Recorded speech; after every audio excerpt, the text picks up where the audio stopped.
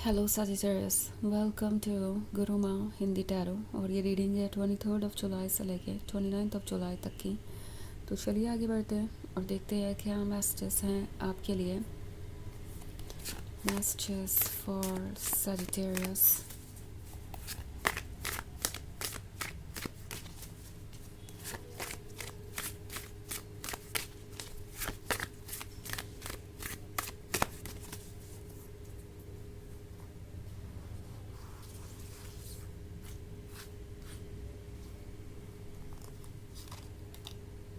Two of Spells, Enchanter's Wheel, The Wise Woman, Ten of Spells, and Eight of Oceans. Okay, so हमारे पास है two of spells. Two of spells है तो ऐसा लगता है आप किसी चीज़ से अब थक रहे हैं। आपने इस रिलेशनशिप को दोबारा से रिवाइव करने की बहुत कोशिश की है। मे बी आप एक कॉम्प्लिकेटेड रिलेशनशिप में हैं और ऐसा लगता है इस रिलेशनशिप में बहुत सारे अप्स एंड डाउन्स आए हैं।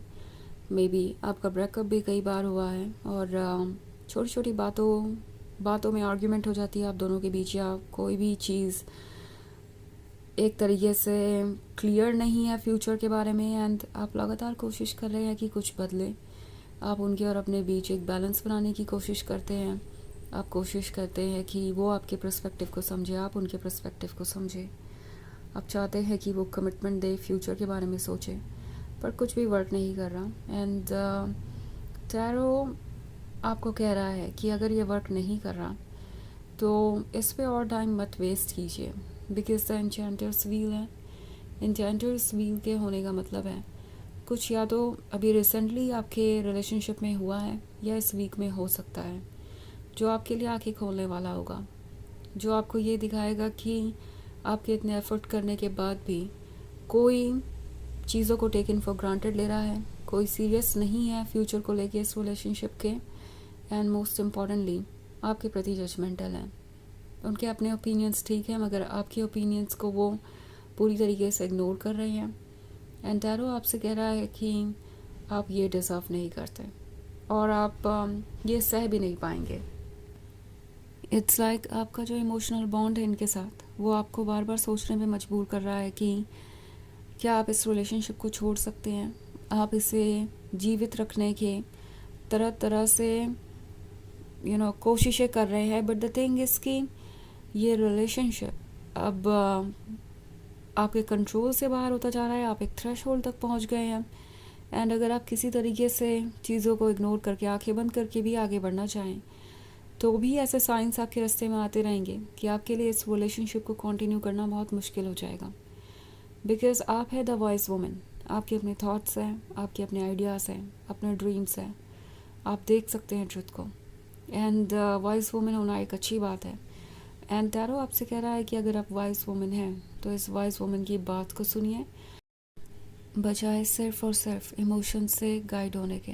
बिकॉज इमोशंस आपके लिए एक प्रॉब्लम बन सकते हैं इस पॉइंट पे। आफ्टर ऑल 10 ऑफ स्पेल्स और 8 ऑफ विजन्स के होने का यहाँ मतलब है कि आप इस रिलेशनशिप में पहले ही बहुत ज़्यादा अपने इमोशंस को इम्पोर्टेंस दे चुके हैं। आप ऑलरेडी कोशिश कर चुके हैं इस रिलेशनशिप को बचाने की। इमोशनल पॉइंट ऑफ व्यू के अकॉर्डिंग आपने काम किया है, आपने एडजस्टमेंट्स करने की कोशिश की है, आपने इस रिलेशनशिप को संभालने की कोशिश की है, पर आप अभी भी एंड तक नहीं पहुंच पाए। क्या ये सारी चीज़ें वर्क कर भी रही हैं? क्या इस तरह के सेक्रीफाइसेस और कॉम्प्रोमाइज़ इस रिलेशनशिप को एंड तक पहुंचाएंगे? क्या ये रिलेशनशिप सक्सेस होगा ये सब कुछ करने से? अब ये सवाल है आपके सामने, बिकॉज आप काफ़ी समय से ये ऑलरेडी कोशिश कर रहे हैं। एंड अगर ये कोशिश करने के बाद भी आपको यही रिज़ल्ट मिल रहा है तो वॉइस वुमन को सुनना ज़रूरी है। वॉइस वुमन आपसे कह रही है कि आप सिर्फ अपनी लाइफ को शेप कर सकते हैं, किसी और के माइंडसेट को, किसी और के आइडियाज़ को बदल नहीं सकते। एंड अगर आप ये एक्सपेक्ट कर रहे हैं कि ये पर्सन वक्त के साथ बदल जाएगा, तो ऑब्वियसली आपको ये एक्सपेक्ट नहीं करना चाहिए, बिकॉज आप जो डिज़र्व करते हैं उससे ये पर्सन कहीं पीछे हैं। आपकी एक्सपेक्टेशंस, आपके आइडियाज़ को ये मैच नहीं कर पाएंगे एंड आप इसी वजह से बार बार डिसअपॉइंट हो सकते हैं। 8 ऑफ विजन्स का कार्ड है, तो 8 ऑफ विजन्स आपसे कह रहा है कि आप काफ़ी लंबे समय से एक ही जगह स्टक हैं। शायद इनके साथ बिताया हुआ पास्ट, वो लविंग मेमोरीज आपको यहाँ रोके हुए हैं। पर यह भी देखने वाली बात है कि ये आपके लिए अब पेन का सोर्स बनती जा रही है। आप इसके वजह से सफ़र कर रहे हैं, आपका अपने ऊपर ध्यान नहीं है, आप वो टाइम और अटेंशन खुद को नहीं दे पा रहे जो आप डिज़र्व करते हैं। हर चीज़ जैसे इस पर्सन के बारे में बन गई है और हर डिसीजन में कहीं ना कहीं वो क्या सोचेंगे, क्या कहेंगे, इस बात का इन्वॉल्वमेंट होता है। सो इन चीज़ों ने आप पे कितना डीपली असर डाला है और क्या ये सब कुछ करके आप खुश हैं? द वाइज वुमन आपसे खुद को ये सवाल पूछने को कह रही है। ओके, एंड वाइज वुमन आपसे कह रही है कि आप ट्रुथ जानते हैं, आप स्मार्ट हैं, आप इससे कहीं बेहतर डिज़र्व करते हैं। बस ज़रूरत है इस बात को रिकग्नाइज़ करने की और उसके अकॉर्डिंग एक्ट करने की। सो वैसे ही एक जनरल रीडिंग है, ये सबसे रेजोनेट नहीं करेगी। एनर्जी रिवर्स हो सकती है अगर आप क्रॉस वॉचर हैं। इसके अलावा अगर आप 2026 की ईयरली रीडिंग देखना चाहें तो उसका लिंक भी आपको डिस्क्रिप्शन बॉक्स में मिल जाएगा और ज़्यादा क्लैरिटी के लिए आप मून एंड राइजिंग साइन भी चेक कर सकते हैं। सो चलिए आगे बढ़ते हैं और देखते हैं और क्या मैसेजेस हैं आपके लिए। Messages for Sagittarius, 5 of challenges, 6 of challenges, the green mother, the lawyer and the forest Lord. Okay, तो हमारे पास है 5 ऑफ चैलेंजेस।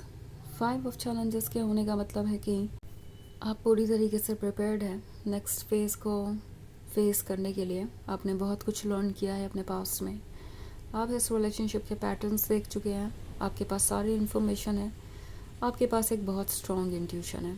क्योंकि द फॉरेस्ट लॉर्ड है तो क्लियरली आपकी सोल, आपका हायर सेल्फ आपको गाइड कर रहा है।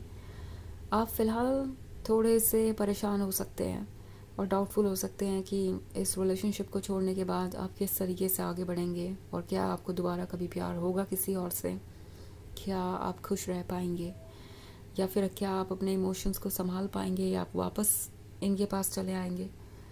टैरो आपसे कह रहा है कि आप प्रोटेक्टेड हैं, लव्ड हैं एंड आप सब कुछ कर सकते हैं।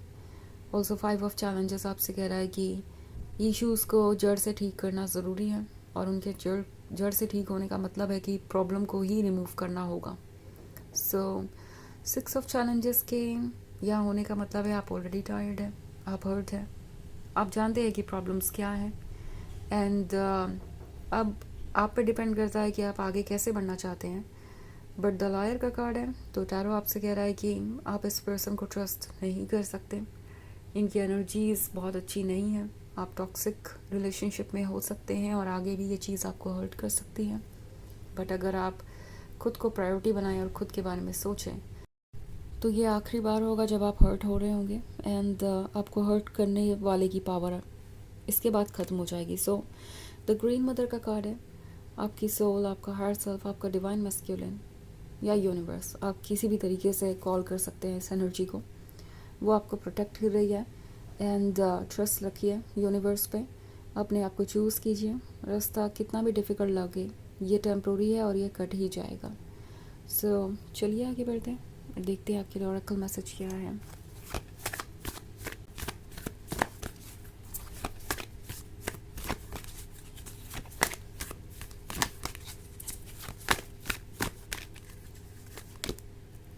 Saint Germain, karma releasing, move beyond drama, create your own path, make room for good energy.